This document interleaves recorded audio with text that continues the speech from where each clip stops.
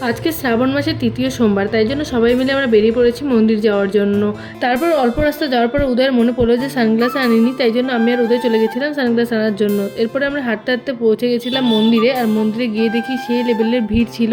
তারপরে আমি আর প্রিয়াঙ্কা একটা ঘট কিনে নিয়েছিলাম বাবার মাথায় জল ঢালার জন্য, আর এদিকে দেখো কত ভিড় ছিল।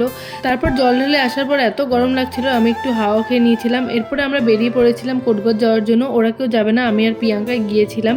আর মন্দিরে ফ্রি কোল্ড ড্রিঙ্কস দিচ্ছিল বলে প্রিয়াঙ্কা এখানে একটু খেয়ে নিল, আর আমি একটা আইসক্রিম কিনে খেয়ে নিয়েছিলাম। তারপর আমরা চলে যাচ্ছিলাম কোটগঞ্জ মন্দিরে। এরপরে টোটো পেয়ে গেছিলাম, আর আমরা গল্প করতে করতে পৌঁছে গেছিলাম কোটগঞ্জ মন্দিরে। আর সেখানেও গিয়ে দেখি প্রচুর ভিড় ছিল। তারপরে হালকা ঘুরছিলাম, আর গিয়ে দেখি পায়েল সূর্যদের সাথে দেখা হলো। ওদের সাথে একটু কথা বলে প্রিয়াঙ্কা একটা ভিডিও শ্যুট করলো। তারপর আমরা চলে আসছিলাম বাড়ির দিকে। এরপরে বাড়ি এসে একটু রেস্ট নিয়ে খেয়ে দিয়ে আমরা আবার রেডি হয়ে বেরিয়ে পড়েছিলাম ফটোশ্যুটের জন্য।